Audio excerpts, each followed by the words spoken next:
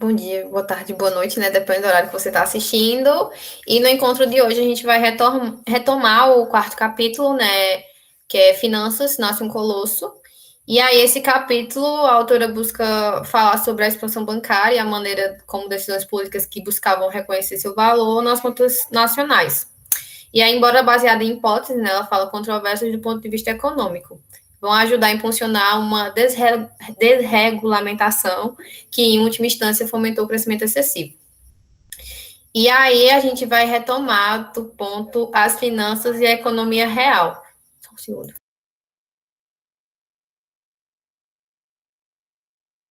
Vou pedir silêncio aqui, desculpa, gente. E aí ela vai iniciar falando sobre a cobrança de juros, como a cobrança de juros foi sendo vista, né? E ela vai falar que a cobrança de juros foi vista como uma subtração de um empreendimento produtivo.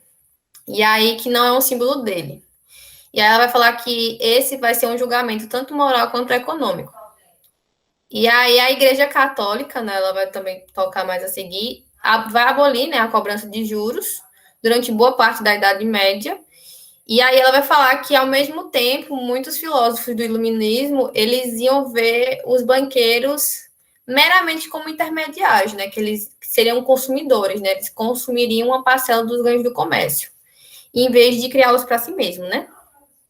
E aí ela vai seguir dizendo que muitos intelectuais e escritores, já no final do século XVIII, que os bancos eles não produziam valor. E eles também não iam atuar em prol do interesse público, né? E aí ela vai começar a falar sobre algumas visões, né? Dos fisiocratas, do Adam, do Karl Marx, do Keynes, do Minsky, e eu acho que do Friedman também, né? Ao decorrer desse ponto, né? E ela começa falando que para os fisiocratas, as finanças, como elas não fazem parte, né, do setor agrícola, elas não iam ser vistas como algo produtivo. E aí ela vai falar que o Adam, ele vai um pouco nessa lógica também, mas que para ele os banqueiros, eles não poderiam criar mais do que eles obtêm, né, de acordo com essa ideia dele. Para ela até coloca que fazer dinheiro a partir de dinheiro não funciona no agregado, né? Essa seria a ideia do Adam. E ela vai falar que, por outro lado, o Karl Marx, ele vai situar o setor financeiro na fase de circulação, dentro do circuito do capital, no qual o valor criado na produção é realizado por meio de distribuição e esgotado pelo consumo. Pode falar, Rafael. Oi, eu acho que eu só gostaria de passar esse ponto que ela traz, que é bem legal, que ela traz esse contraponto entre como era tratado os juros, né, antigamente, e como ele é tratado nesse nosso contexto de ultra neoliberalismo, né?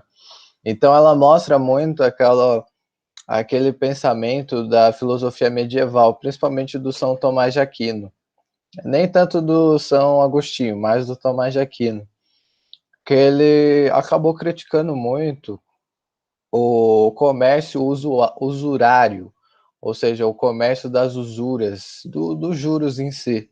Tanto que tinha alguns feudos, porque cada feudo tinha suas regras, né? Então, alguns feudos consideravam a usura como crime, como ganância, como algo que vai contra a fé, a religião católica apostólica romana.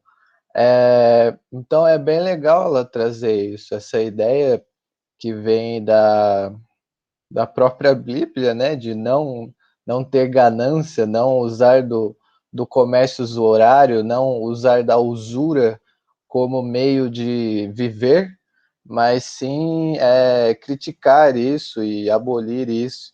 Mas a gente foi o neoliberalismo, ele conseguiu ter uma difusão tão larga que, que essas questões do São Tomás de Aquino foram esquecidas. Teve uma vez até que o Cined perguntou quem foi São Tomás de Aquino numa aula e, e pouquíssimos conheciam, porque quase ninguém sabe de filosofia medieval. Acho que eu perdi a piada.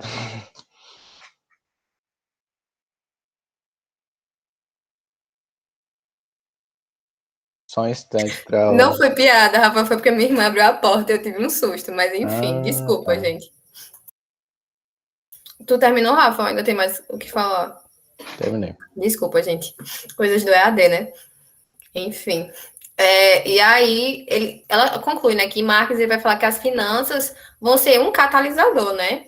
No caso, vão transformar o capital monetário em capital de produção. E aí conclui que qualquer receita paga vai ser paga com valor gerado pelos outros, né? E não por eles, no caso.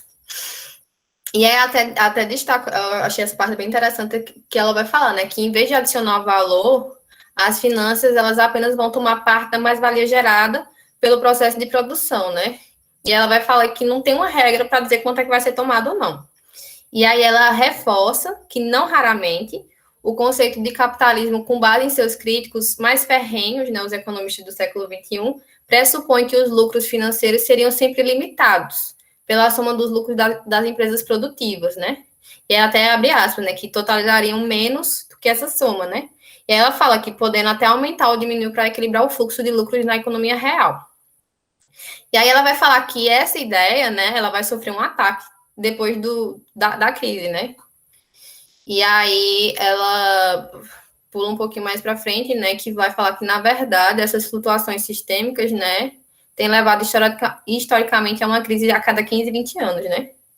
E aí ela vai falar que as crises vão ser uma maneira de, entre aspas, né, vai ser uma aceitação de risco, né, dos bancos de investimentos que vão justificar que isso seria, né, o que justificaria sua inclusão no PIB, né? Que para elas vai ser meio que uma ostentação sem fundamento, né?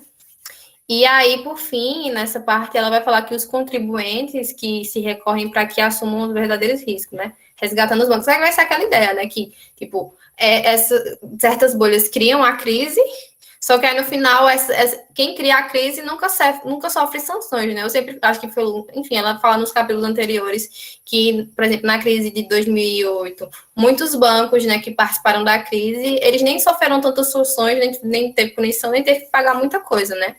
Então, meio que isso, acaba que quem tem que pagar são os contribuintes, e não os que realmente, né, foram os causadores dessa crise. Pode falar, Lucas.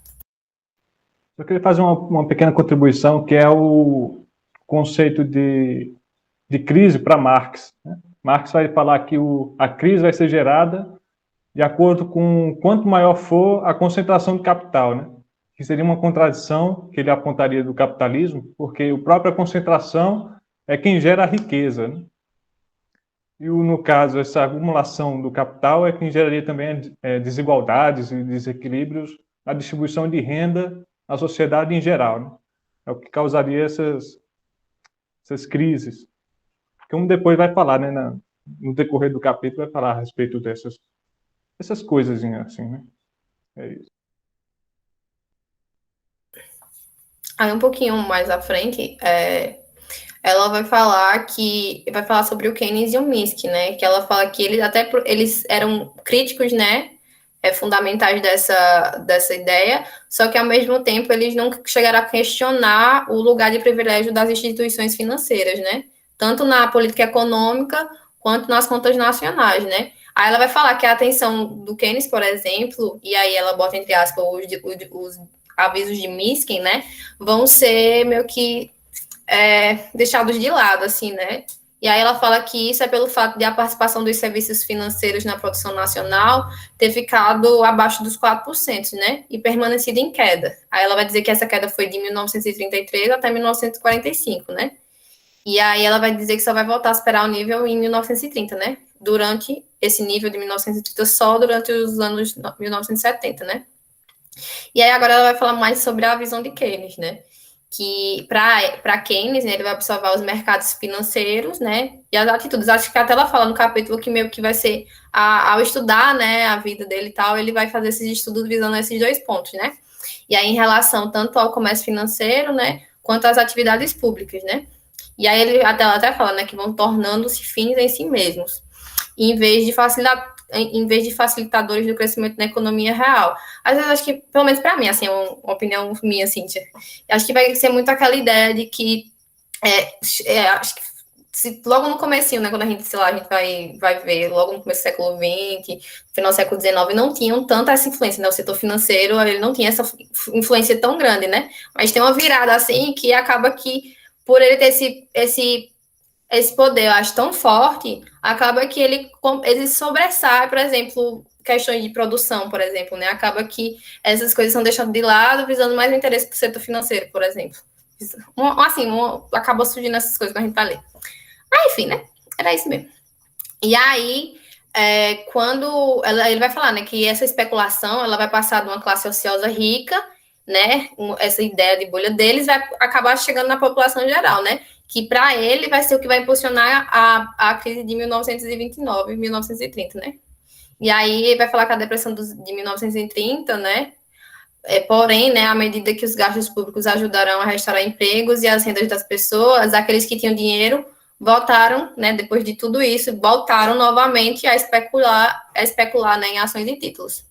Ou seja, né, tinham dinheiro, voltaram a fazer a mesma coisa que fizeram antes, né, não aprenderam muito a lição, né, e aí acabou que a população que, em certa maneira, não tinha tanto a ver com a história da bolha, né, foi quem acabou sofrendo e acaba que acontece isso, né? Acho que, lembra, de novo, a gente acaba fazendo um paralelo com a crise de 2008, né? O pessoal lá que foi quem surgiu com a bolha e tal, depois se recupera, né? Quem perdeu tudo, que não tinha muito a ver com a história, fica por isso mesmo, e eles que eram culpados também não recebem muitas punições, né, em relação a isso.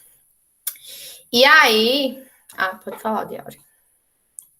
Eu, analisando essa questão da crise 29 e da crise 2008, a gente percebe que, na verdade, nessas pessoas que são as verdadeiras causadoras da crise, elas nunca são punidas como deveriam, né? E acaba que, infelizmente, os efeitos econômicos que surgem, né, acabam punindo, como você mencionou, pessoas que não tinham nada a ver com o mercado financeiro. Como na crise de 2008, que é um exemplo mais palpável, né, mais recente, a gente viu que pessoas que só queriam ter a sua casinha, viver de boa, né, tranquilo, na sua vida cotidiana, não puderam mais ter uma casa própria, não conseguiram mais arranjar um emprego, enquanto as pessoas do grande mercado financeiro, né, dos bancos de investimentos, enfim, por mais que tenham tido uma queda do seu capital, rapidamente foi recuperado, né? E até os que tiveram falência do banco, as pessoas ainda saíram com dinheiro na conta ainda.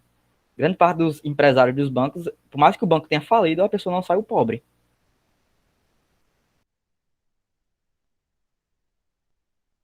Pode falar, Rafa.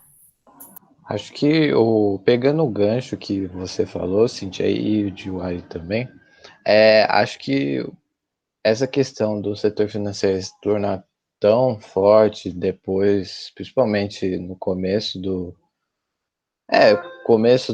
século XX e vai se alastrando até hoje, é como ele conseguiu se apropriar, não se apropriar, mas ele conseguiu colocar as suas pautas no setor político muito bem, ou seja, ele consegue entrar, ao setor financeiro, ele consegue entrar muito bem no setor político, já no começo do século XX, e isso é o grande gerador de benefícios e de proteções para esses grandes conglomerados, né, de Goldman Sachs e o Bank of America e outros. E isso se alastra para vários países. A gente vê aqui no Brasil, no meio do governo Dilma, e ela coloca um cara como o Joaquim Levy no Ministério da Fazenda, saca? É isso. Você pode ter na ponta uma política progressista, mas atrás tem uma política do mercado financeiro que não é tão progressista assim.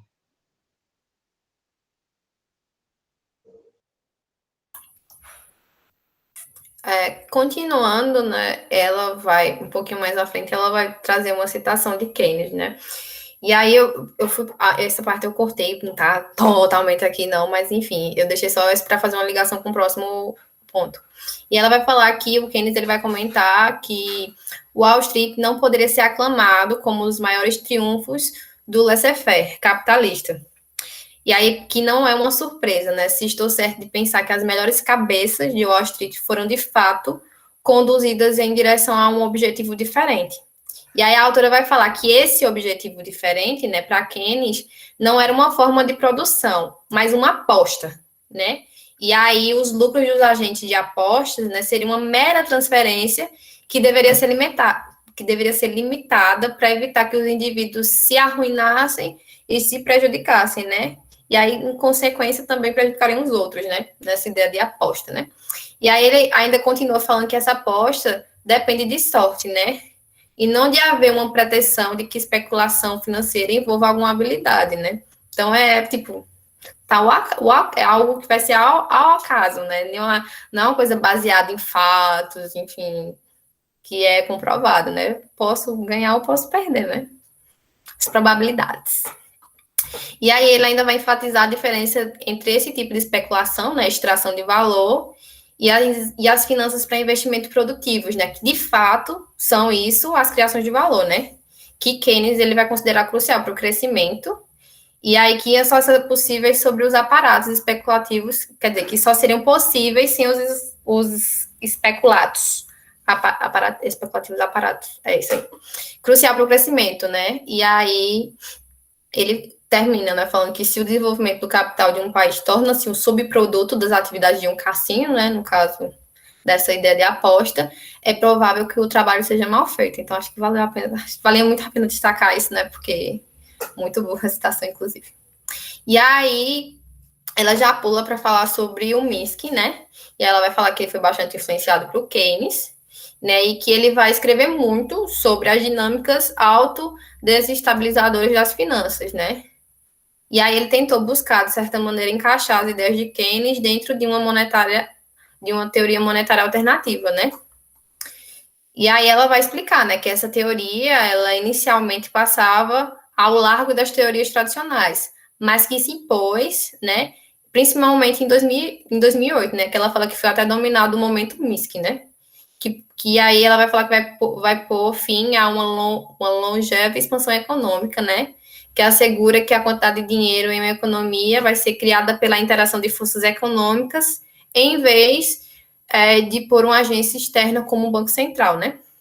E aí ela vai falar, né, que embora algumas pessoas, tipo como o Milton Friedman e os monetaristas, né, alcançaram a proeminência pela estagnação de 70, bancos centrais como o Fed americano podem, assim, de maneira apenas indireta e débil, vão controlar os bancos do setor privado e sua criação de moeda, né, estabelecendo a taxa básica de juros.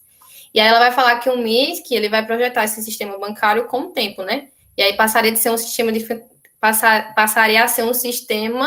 de finanças especulativas, né, buscando retornos que dependessem da estimativa dos valores dos ativos, e não da criação de receita procedente da atividade produtiva, né? Então, de certa maneira, ficou com aquela ideia de aposta de novo, né? Uma finança de aposta.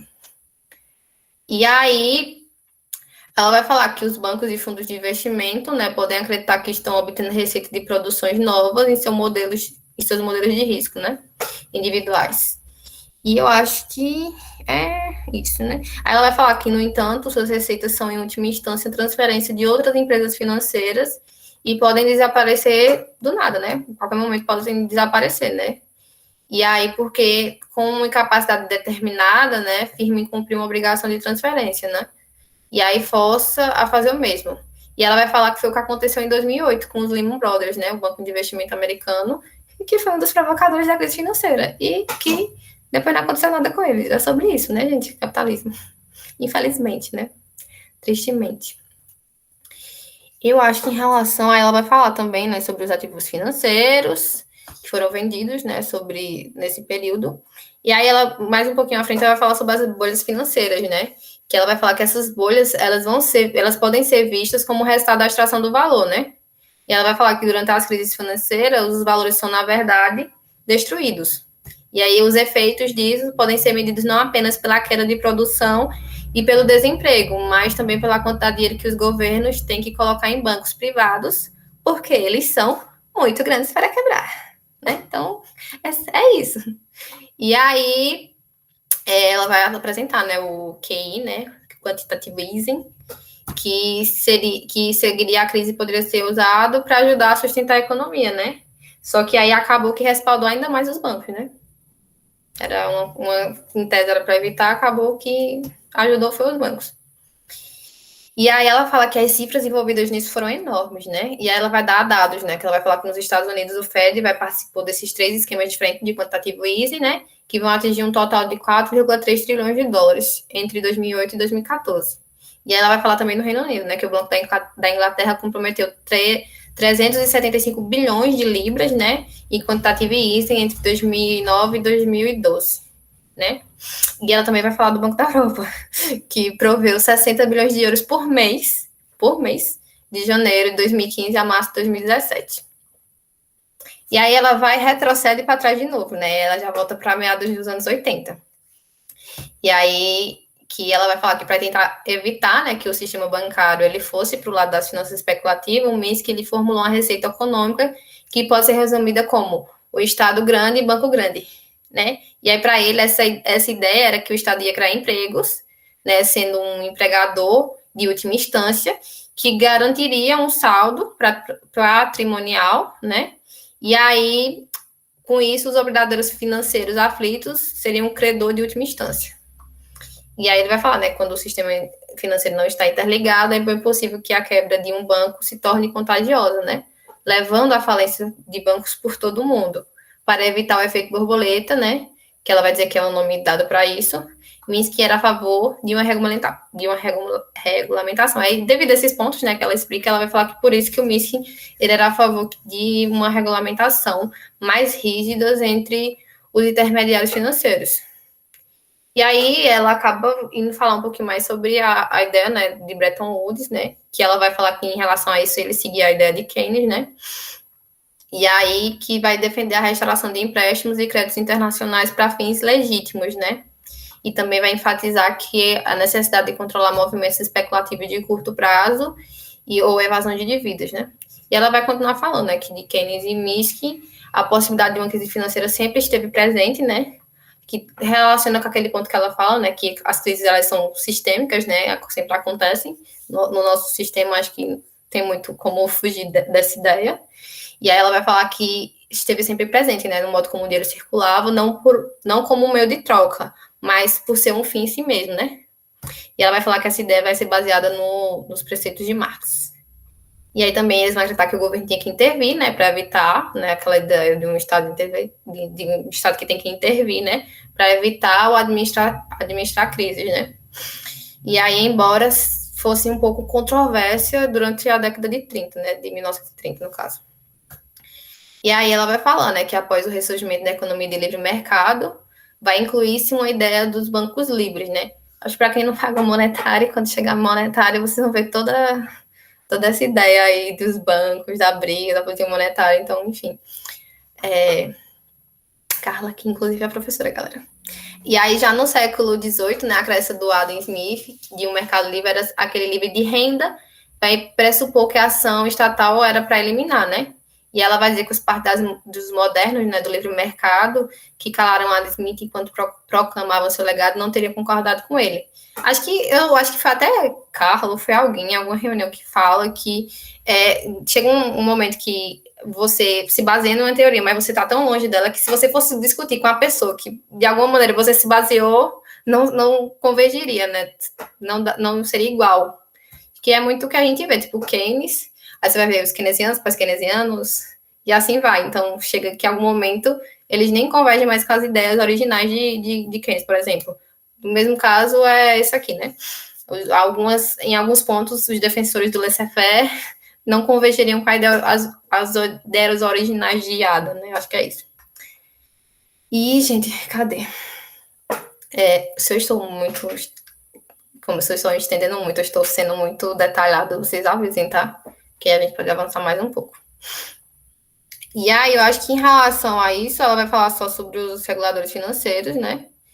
E aí que teria uma teoria da quantidade de competição, né? Que ela vai falar que isso pressupõe de que o problema se resume apenas ao tamanho e números, e não fundamentalmente ao comportamento, né?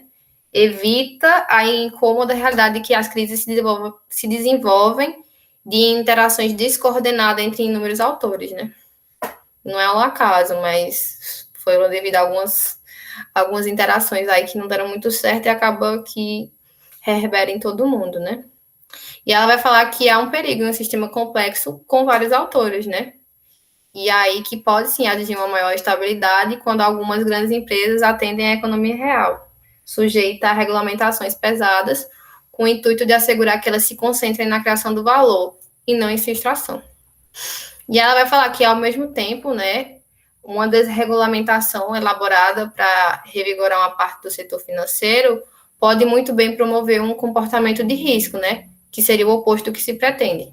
Aí ela vai falar que tem algumas pessoas, né, que defendem isso e tal. E aí ela vai dar uma pequena citaçãozinha que eu nem lembro qual a página, gente, mas enfim, que ela vai falar que os serviços financeiros, em especial a atividade do comércio atacadista, incluem uma ampla parcela de atividades, né, altamente remuneradas, que são, em essência, distributivas em seus efeitos indiretos, né. E aí seria que a capacidade das contas de receita nacionais de distinguir entre as atividades que são substancialmente criadoras de valor e aquelas que são essencialmente distribuidoras da extração do valor estão longe de ser perfeitas. E ela vai falar das ideias de Bauman, né, ele vai dizer que as descrições de empreendedorismo improdutivo, né, poderiam explicar muito mais das atividades financeiras, mas que atualmente é um dos principais contribuintes para a teoria tradicional de carteira e do mercado de capitais. Né? E aí, mais à frente, ela vai falar que ainda assim suas teorias sugerem que as finanças devem ser reformuladas de maneira fundamental para criar valor dentro da fronteira de produção. E ela vai falar que ela vai dizer que o mais poderoso veredito, né, palavras dela, emitido por o Toner, vai ser que após o início da crise foi lamentar a quantidade cada vez maior de débito necessário para adicionar $1 extra ao PIB, né? Mas ele atribuiu boa parte do problema aos efeitos negativos de uma política de empréstimos essenciais boa, né, que os credores privados não podem nem devem levar em conta. E aí ela vai seguindo, né, que vai dizer que ao longo das décadas as visões alertas de Keynes e Miskin a respeito dessa natureza potencial destrutiva do setor financeiro foram ignoradas, né? E acho que isso é bem perceptível, né? E aí hoje a economia tradicional continua a argumentar que quanto maior, né, medindo sempre pelos números, ou mais profundos são os mercados financeiros, maior a chance deles serem eficientes, né? Continuam defendendo que os mercados financeiros, eles são eficientes, então mesmo que eles quebrem, né, são grandes demais para quebrar, não devem quebrar. E aí revelando o preço verdadeiro e, portanto, o valor de um ativo no sentido dado pelo economista. E aí ela vai falar, né, na ideia do mercado eficiente, né, que segundo essa definição vai ser aquele em que se atribui um preço a todos os ativos de modo que nenhum lucro extra possa ser obtido por meio de sua compra e revenda. E ela vai dizer que essa ideia vai conciliar argumento em prol dos mercados financeiros amplos com os altos rendimentos pagos aos empregados. E aí, portanto, de um ponto de vista da utilidade marginal, a expansão das finanças é altamente desejável e deveria aumentar seu valor. Né? E aí seria uma contribuição positiva para o PIB e tal. E sua origem tinha sido apenas uma decisão prática, tratar as finanças como produtivas nas contas nacionais. E aí, por fim, né, nesse ponto, ela vai terminar que é impossível compreender a ascensão das finanças sem analisar as dinâmicas de sua origem que permitam que ela prosperasse, né? Aí ela vai falar que isso vai ser a desregulamentação e o aumento da desigualdade. E aí ela vai fechar esse primeiro ponto. Vocês têm alguma coisa para comentar sobre esse? Ah, então sinta-se à vontade. Nada bem rápido. Eu acho que quando o cara lê essa primeira parte, essa parte do capítulo, fica muito evidente o quanto o setor financeiro ele sempre sobressai diante de outras questões, né? A gente viu na crise de 29 o governo dos Estados Unidos investindo, incentivando a demanda agregada, a promoção de emprego, de renda e tudo mais, e até mesmo no próprio crise de 2008, com os bancos grandes demais para quebrar, e o Estado investindo novamente nessas instituições. E eu acho que hoje a gente tem valores muito distintos do que é ideal para a sociedade.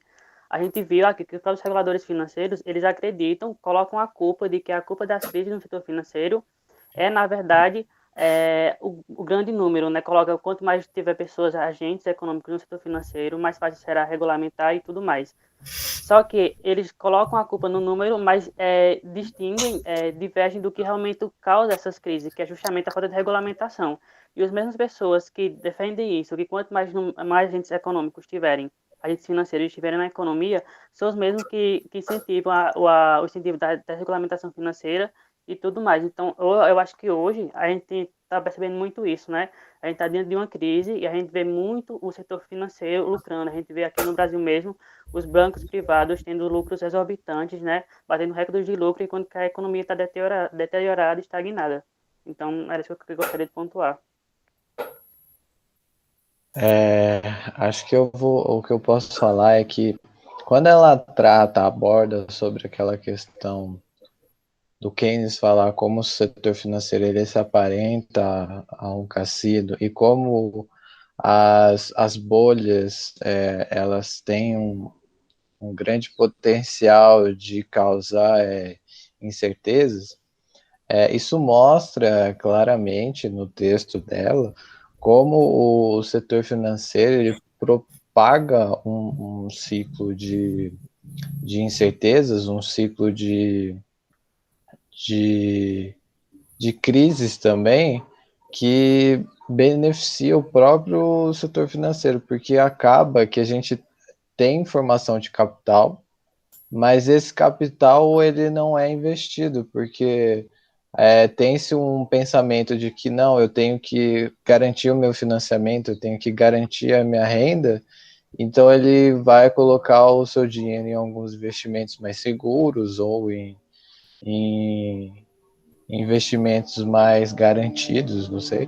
Então acaba que é como o Arthur Lewis fala, para ter investimento, para o indivíduo se sentir seguro, precisa de uma conjuntura de estabilidade, precisa de uma conjuntura de instituições fortes. Só que o setor financeiro, ele acaba desestruturando as instituições e desestruturando o próprio setor, o próprio sistema em si. Então acaba que o que ela mostra, né, é que a gente tem uma grande formação de capital, os Estados Unidos é um ótimo exemplo, mas ao mesmo tempo a gente tem um país com gigantescos números de desigualdade. E isso demonstra péssimos níveis de desenvolvimento. Então é isso que é um dos maiores resultados do mercado financeiro tão desregulado e um mercado financeiro tão preponderante, né, sendo o protagonista de quase tudo. Eu acho que quando a gente observa essas crises todas, né, a gente tem que se atentar a uma coisa. Um dos maiores objetos de estudo que nós podemos ver é a história. Então, se a gente consegue compreender a história minimamente e analisar que essas crises já ocorreram e entender e explicar, porque o problema que eu vejo principal é os formuladores de políticas públicas. Se fosse formulado políticas públicas eficazes para a regulamentação do sistema bancário, do sistema financeiro como um todo, essas crises não seriam tão recorrentes. Então, eu acho que seria uma questão mais de compreensão, né, da história. E também tem a influência dos lobbies, né, tem muitos fatores, eu sei disso. A influência do lobby acaba impedindo essa formulação dessas políticas, mas nós temos a história como ponto de experiência. Nós temos a história como uma perspectiva para ver que isso já ocorreu e tem ocorrendo. Então, são ciclos que vêm ocorrendo frequentemente e que, se for colocado na balança, muito, muito mais vantajoso a formulação de políticas que vão trazer uma real regulamentação a esse sistema. A pergunta que se faz, Diwari, é porque mais se a gente tem esse mecanismo tão forte, né, que é a história, por que as pessoas acham que o que aconteceu não vai voltar a acontecer, né? Porque a gente sabe que, como tu falou, é cíclico. Então, eu acho que a gente sabe que a história é importante, mas agora só decide passar por cima, ignorar por razões X e Y, né? Que a gente vê que muito disso é ignorância mesmo, né? Inclusive não só em pautas econômicas, mas sociais também, né? A história sempre vai estar aí, sempre vai estar, não só no passado, mas como futuro, e a galera tá só à toa. Pode falar, Nicolas. Não, é só para complementar o que me falou. Tem muitas vezes, assim, arrumam-se teorias e justificativas para explicar determinada crise. Por exemplo, a crise 29 tem uma teoria dos libertários que explicam, tem a teoria também dos monetaristas que explicam a crise 29. Isso acaba meio que confundindo, assim, o fato real que aconteceu. É por isso que a gente vê o que a gente observa por aí, né? Que acaba atrapalhando. Acho que esse ponto do Diwali é bem legal, porque e de Yukimi também, porque isso se observa muito em vários lugares, não só na economia. E é essa defasagem no estudo da história que é o problema, porque sempre vai aparecer um neoliberal falando que tem uma política nova. Sempre vai aparecer. Foi o exemplo do Jânio Quadros falando, não, vou fazer uma política nova, eu sou independente, eu tenho uma geopolítica independente. Independente. Ou seja, ele fala que vai acabar com a corrupção, ele fala que vai acabar com tudo, mas acaba que a política dele é muito semelhante a de Epitácio Pessoa, a de Venceslau Braz, é muito parecida. E é o que foi feito pelo Collor também, que falou que tinha uma política diferentona, e isso sempre acontece. Só que a gente tem que entender que o Brasil sempre teve uma defasagem muito grande de formação. A gente, até pouco tempo, a gente tinha 40% da população de analfabetos. Hoje não, estou falando um tempo mais atrás. Mas a gente ainda tem uma grande parcela da população que é analfabeta funcional. Então, quando você vem com esse pensamento, com essa retórica na televisão, você está num período de crise gigantesca, você fica refém disso. Você acha que não, vamos ter uma esperança, vamos lá de novo. E é isso, essa é a defasagem. Nem todo mundo consegue debater e, e conversar sobre quais políticas que já foram propostas e quais políticas que já foram feitas e que não têm uma base de ser efetiva, mas tudo acaba que é a repetição de sempre, é o populismo voltando de novo. A gente teve getulismo, lulismo, florenismo, agora o bolsonarismo, e vamos ter outros ismos. Enquanto a gente não formar direito socialmente, politicamente, enquanto a gente não começar a pautar consciência de classe, pacto social, quando a gente não pautar essas coisas, a gente vai ter mais desses ismos. E na economia também, a gente vai ter mais tecnocratas, a gente vai ter mais samidama falando o que fala. E é isso.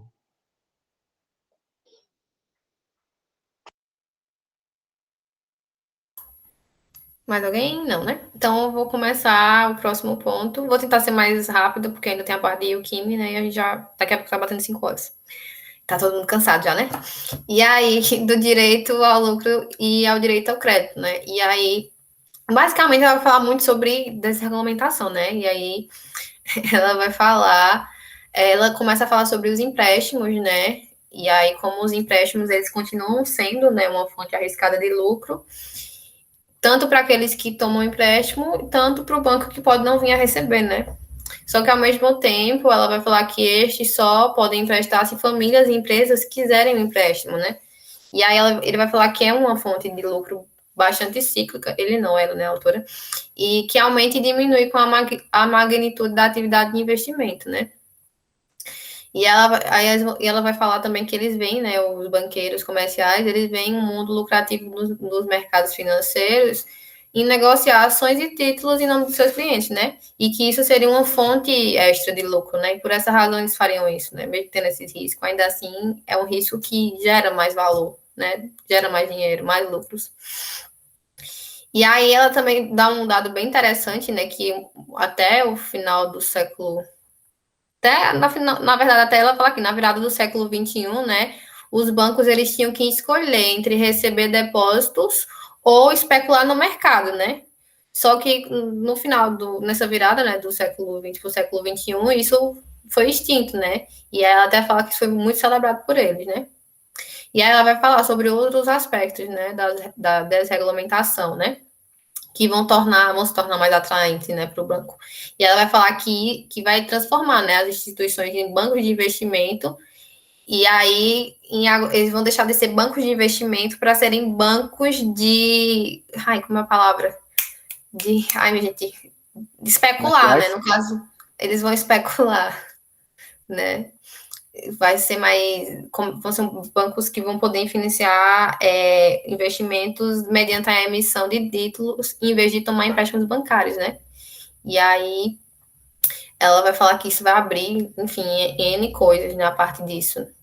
E ela vai dar mais para frente dois instrumentos fundamentais para essa desregulamentação, que ela fala que foi correndo, né, a partir de 1970, né? Iniciou a partir desse ano. E ela vai dizer que vão se tratar de derivativos, né? Que vão buscar contratos de entrega futura de um instrumento financeiro ou uma mercadoria, que vai permitir investidores de apostarem, né, nas oscilações de seus preços. E aí ela vai voltar com a ideia de securitizações, né, de pacotes de instrumentos geradores de receita que as convém em títulos negociáveis, né? E ela vai falar que isso meio que vai dar uma ideia, vai permitir que se incluam contratos derivativos. E aí ela vai falar que os bancos comerciais vão fazer uma descoberta no início dos anos 2000, quando eles vão começar, né, ela bota entre aspas, securitizar empréstimos antigos para financiar novos empréstimos. Acho que a gente, quando querendo ou não, o pessoal quando dá palestra em educação financeira, às vezes fala, né? Você tem um empréstimo, aí você acaba pegando um empréstimo para pagar o empréstimo que você tinha pegado antes, né? Então, acho que a gente se associa a isso. E aí ele vai falar que o objetivo inicial dessa ideia foi em relação às hipotecas residenciais, né? Que vão permitir, ele vai falar que vão permitir que os bancos aumentassem seus empréstimos a uma velocidade que, assim, não tem nem como quantificar, assim, foi sem precedente, né? E que conquistassem, e eles vão precisar, e eles precisaram conquistar as bênçãos dos políticos para fazerem, né? Eles precisaram dos políticos para poder permitir que esse tipo de empréstimos chegassem às pessoas, né? E aí, que até antes, né, ele até fala que antes, né, eram rejeitados pelas pessoas serem consideradas pobres demais para conseguir um empréstimo. Acho que até alguém comentou na reunião passada que, por exemplo, lá nos Estados Unidos, você pode hipotecar a casa que se você tem uma casa, se você mora nela, você pode hipotecar a casa para conseguir um empréstimo, qualquer coisa. Se você, enfim, não pode pagar um empréstimo, você vai para a rua. Aqui, não, né? Aqui, até então, se você tiver só uma casa, você não pode, em tese, né? Em bancos assim, você não pode colocar a sua casa como garantia, né? De um empréstimo. Então, acho que isso fala muito, né? E aí ela vai falar que depois da crise de 2008, desencadeada por essa ideia, né? Em parte foi por conta da securitização de dívidas, vista com sem valor pela inadimplência de suas hipotecas, aí vão dar uma certa atenção a essa ideia, né, de securitização de outras formas de obrigação, né? Aí, entre elas, vai ser os planos de contratos pessoais e dos créditos para automóveis, para estudantes e para lugares residenciais. Acho que foi Daniel também, em uma reunião passada, que falou que a próxima bolha, né, a próxima bolha dos Estados Unidos seria os empréstimos estudantis, né? Eu acho que, enfim, a gente acaba associando essas coisas. Foi você mesmo, garoto. E aí, ela vai falar, né, sobre os líderes e tal, enfim, como eles permitiram isso. E aí ela vai falar que um crescimento espetacular no volume de derivativos que podem ser negociados, mesmo que seus ativos subjacentes nunca tenham sido entregues, né? E aí ela vai falar que foi uma obtenção dos preços corretos, né? E aí ela vai falar que os lucros são gigantescos e muitas vezes eles estão embutidos, né, no objetivo social de disseminação e gestão de risco, né? De modo que aqueles que antes não podiam ter acesso a serviços bancários ou não eram dignos, né, de fazer parte para conseguir crédito e tal, eles consigam fazer parte, né? Então, no caso, eles vão sair das sombras para se comprar, né? E aí, principalmente as casas que para mais abaixados eram comum, né? Ela vai falar que nessa época, enfim, era normal pessoas terem muitas casas, né? E aí você tinha como hipotecar a sua casa. Hoje isso não acontece mais, né? Assim, em tese, né? Nem sei, na verdade, como é que tá agora, depois do... Acho que eu nunca parei para ler, né? Se agora ainda é, né? Alguém respondendo, deixa só uma dúvida mesmo que surgiu. Se eles ainda podem hipotecar a casa hoje em dia lá ou não. Podem sim, o sistema de hipoteca ainda funciona. Triste, né, minha gente? É sobre isso. E aí ela vai falar e ela vai retomar, dizer, né, que no capítulo 3 ela já tem explicado que os bancos vão reajustar as taxas de juros mutuários com indicação do valor adicionado. E ela vai falar também que o grande volume dos lucros desses bancos advém de atividades como garantir as ofertas públicas iniciais, de títulos e ações corporativos, né, financiadas fusões de aquisições a partir de contratos futuros e de opções que aumentem os riscos. E aí ela vai falar que essa foi uma mudança muito sutil, mas foi fundamental de como a produtividade do setor bancário foi redefinida ao longo de ao menos as últimas 2 décadas, né? E aí ele vai falar que isso correspondeu à sua crescente arrecadação do excedente da economia. E aí, enfim, ela vai colocar também que o crescimento maciço e desproporcional do setor financeiro, e com eles as origens da crise financeira global podem ser rastreadas até o início dos anos 2000, quando os bancos começaram a realizar cada vez mais empréstimos a outras instituições financeiras e via mercados atacadistas. Aí ela vai falar sobre o Reino Unido, né, que viu depósitos realizados pelas famílias, visto tradicionalmente como uma forma mais estável de financiamento bancário, aumentou de 0 em 2001 para mais de 900 bilhões de libras, cerca de 1,3 bilhões de dólares em 2008, antes da crise cortá-la para menos de 30 bilhões de libras em 2011. E aí ela vai falar, né, que os bancos de credores foram captados de maneira muito mais barata do que depósitos de clientes, né? Então isso se tornou uma ideia mais atrativa. E aí esses credores seriam beneficiários de um círculo aparentemente virtuoso, no qual empréstimos adicionais aumentavam os preços dos ativos financeiros, né? O que, de certa maneira, vai fortalecer seu saldo patrimonial. E aí, além de emprestar mais para os outros e para clientes, durante as últimas 3 décadas, os bancos começaram a adicionar a concessão de crédito para fins mais arriscados, que ofereciam taxas de retorno maiores, né? E ela vai falar que essa é a parte da história que a maioria das pessoas hoje compreende, tendo em vista que ela foi bem abordada nos meios de comunicação. E aí ela vai falar dos filmes, né? Enfim, a grande aposta, o trabalho interno e tal. Então, ela vai dar algumas indicações. E aí, os bancos acreditavam ainda que tinham se tornado muito melhores na gestão de risco, né? Elaborados a carteira correta, assegurando-se contra ela, né?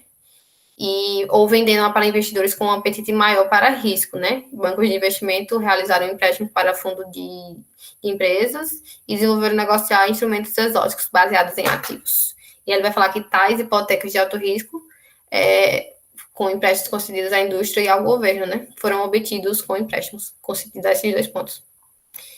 E mais para frente ela vai falar, né, voltar à securitização, que vai poder desempenhar e de fato faz um papel valioso na diversificação do risco e no aumento da liquidez do sistema financeiro. E ela vai dar alguns exemplos, né, dos Estados Unidos. Gente, estou pulando por conta da hora, tá? Então, qualquer coisa que você achar importante, vocês levantem a mão. E aí, o Greenspan havia uma década antes do surgimento da crise, né, vai ser vetado, então ela ainda vai continuar falando sobre aspectos, né, do CA, Comércio de Mercadorias, em inglês, oferece argumento sólido para o desenvolvimento de um regime regulatório menos oneroso para derivativos financeiros comercializados em bolsa do futuro. E ela vai dizer que isso foi aprovado em 1936. Né? E aí que isso exigiria que todos os contratos de futuro para mercadorias físicas fossem negociados em um mercado organizado. E aí ela vai falar que em 2008, a capacidade dos derivativos de transferir e custear riscos existe, de fato, apenas no nível individual, né? Então, isso mudou, né, em alguns anos, algumas décadas, né? Anos não, né? Porque de 1936 para 2008 é muito tempo, mas mudou, né, nesse intervalo de décadas. E aí, por fim, né, eu já vou dar uma puladinha, houve também abusos, né, da securitização que algumas vezes flertaram com a fraude, né, e esse abuso seguramente influenciou legisladores nos anos que se seguiram à crise financeira, né, E aí ela vai falar que isso vai transformar de empréstimos de relativa baixa qualidade em títulos baixíssimo, né, que o risco ocorreu em que, em grande medida, porque essas agências de avaliação concederam isso, né, subestimando a probabilidade de inadimplência, sobretudo no caso das hipotecas residenciais. E ela vai falar que, para ter certeza de que seus elevados retornos estavam protegidos de um risco comparativo alto, os bancos transferiram seus riscos ao atribuir a dívida securitizada para identidades para fins especiais. E aí, cujos passivos não apareciam nos balanços patrimoniais dos bancos. E aí ela vai dizer que depois de 2005, montuários de baixa renda começaram a ter dificuldades para pagar suas dívidas, né? E aí os títulos securitizados se mostraram bem menos seguros do que sugeriam sua classificação de baixo risco. E aí isso vai voltar a figurar nos balanços patrimoniais bancários. E por fim, né, a combinação mágica de alto retorno com baixo risco tornou-se uma ilusão estatística, mas uma que a contabilidade nacional promoverá de modo tão entusiasmado quanto havia feito com as contas corporativas bancárias para 2008. E aí eu terminei esse ponto, galera. Fazer umas puladinhas assim, mas é pelo horário também. Ainda tem o Kimi. E não, é mas isso. Contemplou bem o assunto. Acho que foi bem debatido, né? O pessoal falou bastante também. E aí eu entro, né, na parte da dívida na família. Vai ter também uma série de gráficos depois e na conclusão, né? Primeiro eu quero perguntar se meu microfone tá ok, porque, né? Às vezes fica dando toque, não sei se tá certo. Mas beleza, começando essa parte do ponto, né? Foca um pouco na década de 70, né? Que falou que nessa década o aumento da desigualdade de riqueza, né, e de renda moldou profundamente a maneira como as finanças se desenvolveram, né? E aí a gente vê que o crescimento dessas finanças, como o Cíntia já falou, fomenta a desigualdade, né, dá mais poder de influência a lobbies também, né, financistas que têm essa tendência de reduzir taxas e tal, gastos sociais, e eles também promoviam a volatilidade, né, do mercado financeiro, né, impulsionava fortunas daqueles que compram barato e vendem caro, né, que já é uma tática bem, né, capitalista em si, né. E aí a gente vê que após a desregulamentação, houve um enorme aumento, né, dos financiamentos possíveis para famílias, né, em razão do crescimento dos lucros do banco. Né. Os bancos começaram a lucrar com esses empréstimos, né, diretos para qualquer coisa. Né, e tem uma situação de muito triste. Agora está pipocando o seu microfone. Tá. Melhorou. Né, e aí os investimentos, né, que esses bancos comerciais faziam, eles lucraram ao securitizar os produtos, né, dos bancos comerciais e que tinham o objetivo de negociar os derivados fabricados por eles mesmos, né? E aí que diante desse ocorrido todo, houve o bombardeamento de ofertas de créditos, né, dos bancos, de forma a fazer uma concessão, né, como está descrito lá, né, de empréstimos familiares que começou a aumentar de maneira inexorável, né? E a gente realmente vê que essa questão dos empréstimos pega muito, até mesmo nos dias de hoje, né, em relação à situação do FIES no Brasil, né? É uma coisa que eu pensei que dava para citar aqui, porque esse empréstimo que tem acaba que lá na frente ele vem como fosse uma enxurrada de dívida, né? A galera que paga o FIES e tal, vê que é um problemão aqui no Brasil, pelo menos com as perspectivas que eu já vi, né, das pessoas que fizeram, né, foi tanta gente, mas mesmo assim, né, e aí... Eu sempre tive muito medo de fazer o FIES, desculpa cortar, mas eu sempre tive muito medo, foi um dos meus maiores medos, tanto que eu optei para vir para Federal mesmo, sendo de outro estado, porque eu falei, mano, se eu for para o Mackenzie ou para a PUC, alguma hora eu não vou conseguir pagar, né? Alguma hora não vai dar. Pode falar, Diário. Assim como essa onda de Rafa, eu também tive muito medo de fazer FIES. Desse mesmo jeito, eu ainda cheguei a aplicar, só que na hora eu olhei assim, não, véi, você vê os relatos hoje em dia, e ainda bem que eu não fiz, porque quando eu fiz, estava antes da pandemia. Na pandemia, o que você mais encontra na internet é relato de gente que fez o FIES e está passando por uma situação de desemprego e rolando a dívida de um jeito monstruoso. E é triste, muito triste, porque muitos sonhos, né, que deveriam se realizar, né, após a formatura, não passaram de ilusão para essas pessoas, né? Eu acho que o problema não é nem o programa em si, né, velho, mas pós o programa, porque já não depende mais do programa, né? E sim de você, né? De sua situação. Eu conheci muita gente que ficou endividada com isso, tipo, gente aqui de Campina que foi fazer curso na Facisa, na Nassau e tal. E eu não consigo nem imaginar como é a questão de Rafa lá em São Paulo, que tipo, deve ser bem mais absurdo que aqui, né? Então é um problema meio insano. Tô falando, não. Mas a questão do FIES não é exatamente o programa em si, ou o endividamento do programa, é porque é uma política contínua. Você forma alunos para que insiram eles no mercado de trabalho. Se você não continua a política em outro eixo, no processo de formação de novos postos de trabalho, a política se esfacela. Ela não deixa de ser válida porque ela cumpre o papel intermediário do FIES, que é formar novas pessoas, principalmente pessoas de baixa renda, para esses novos postos de trabalho. Então, essa política ela consegue atingir o seu objetivo. A questão é a continuidade da política e o que vem por depois dela, que no caso seria a formação do mercado de trabalho que consiga absorver essas pessoas. Exatamente. Tipo, não é a política em si, né? O programa do FIES, o problema que eu falei, é depois, né? O que você faz depois que conclui, né? Com essa ajuda do programa. E aí, né, aqui fala que na década de 70, né, as hipotecas já tinham sido racionadas no Reino Unido, no ano de 2000, né? Nos anos de 2000, na verdade. E as pessoas podiam estar realizando empréstimos no valor de 100%, né? Ou até mais da propriedade. Tipo, um empréstimo completo de uma casa. E aí, um dado importante é que em 2016, o total acumulado desses empréstimos atingiu 1,5 trilhão de libras, que era equivalente a 83% do produto nacional, né, no ano de 2016. E aí a gente vê que os governos eles tiveram uma grande alegria, né, assim dizendo, em ver os bancos oferecendo hipotecas às pessoas interessadas em comprar, né, mesmo que elas tivessem uma renda baixa, né, em empregos precários, porque eles tinham em mente que suas dívidas poderiam ser securitizadas e logo revendidas para os investidores, né? Então, o banco já crescia o olho assim, né, na família que queria os empréstimos, né, e as dívidas e tal. E aí tudo isso impulsionou a democracia dos donos da casa própria, né? Que é o nome que está escrito no texto, né, entre aspas. Ao mesmo tempo que aumentava o fluxo de rendas para uma classe de investidores já próspera, né? Mas apesar disso, viram também que afrouxar o crédito para sustentar o consumo não é algo ruim, né? Contudo, alguns perigos, né? A gente nunca pode generalizar as coisas, né? Um deles é o custo, que parece fazer sentido relaxar os controles, né, sobre os empréstimos quando as taxas de juros estão baixas ou em queda, mas faz menos sentido ainda se os mutuários, que são embalados por uma falsa sensação de segurança, são surpreendidos quando o juro sobe, né? Algo negativo na visão da gente. E aí outro perigo fundamental é a tendência do sistema de expandir, né, em excesso na economia, isto é, do crédito estar disponível muito prontamente, né, porque aí que entra, de certa forma, uma armadilha, né, você vê que o acesso está um pouco mais fácil, né, e você tem a tendência a achar que é melhor, né, optar por aquilo.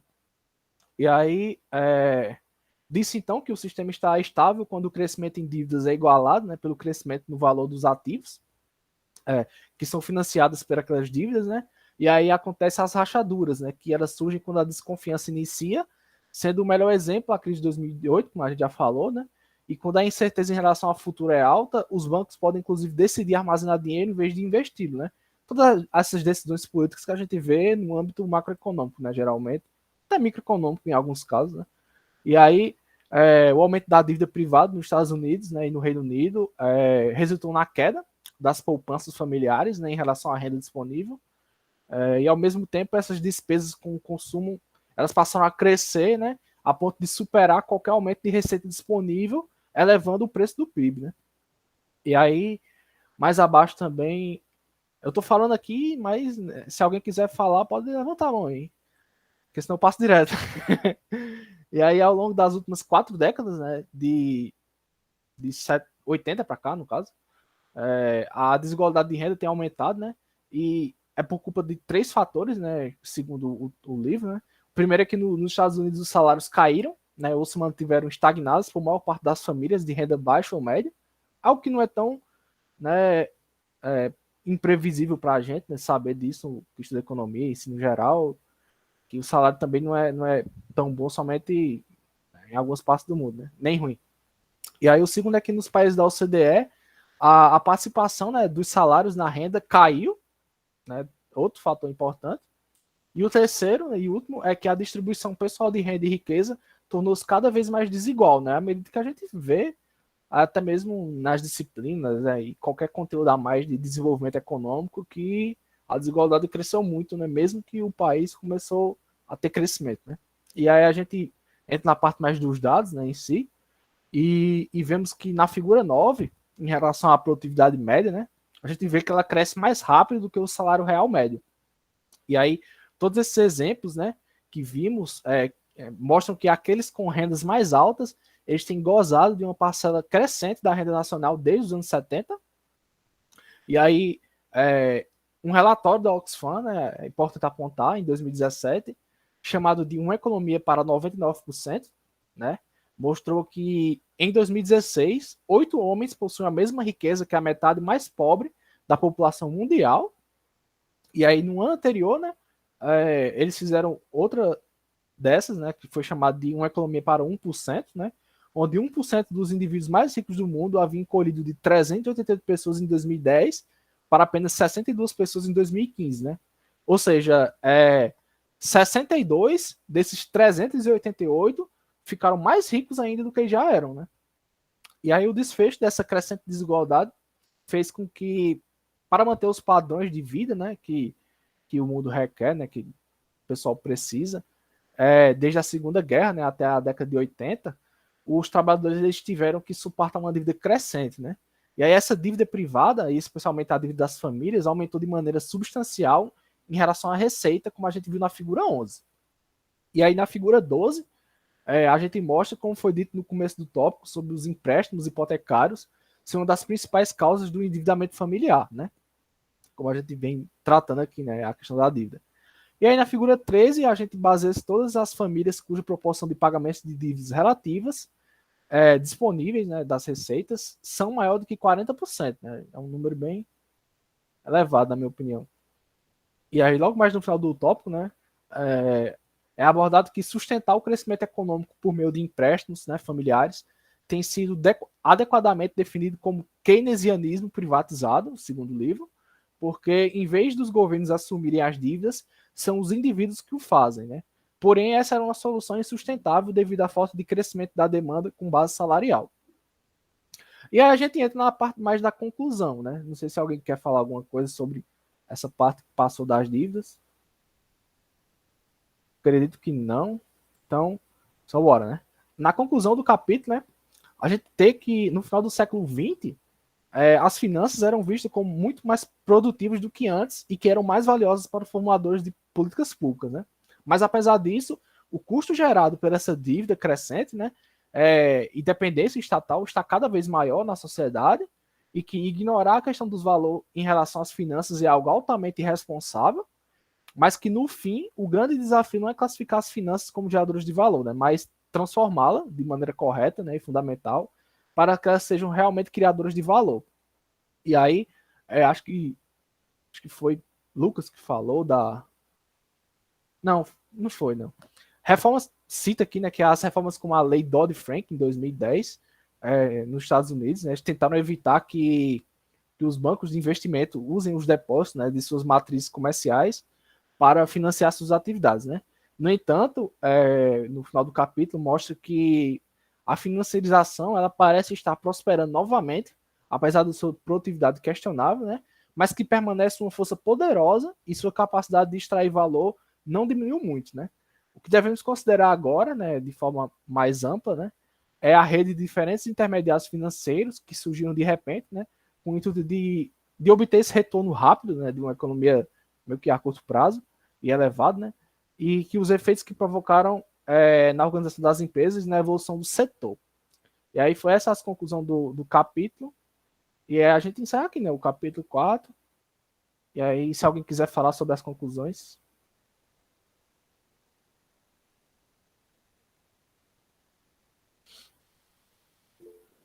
Pode falar, Eduardo. Só pegar aqui uma parte do parágrafo, né, que é dito que Keynes e Mises eles realmente acertaram, né?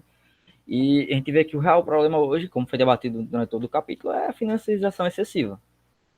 Se isso for mudado, né, a gente consegue ir para um novo cenário, a gente consegue trazer um novo desenvolvimento e um crescimento econômico totalmente distinto do que tem ocorrido nos últimos anos.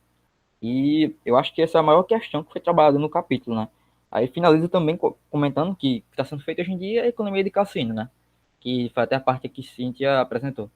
Então, eu acho que é basicamente isso, né? Para a gente refletir. Essa questão da financiarização excessiva e essa economia de cassino que está sendo realizada, né?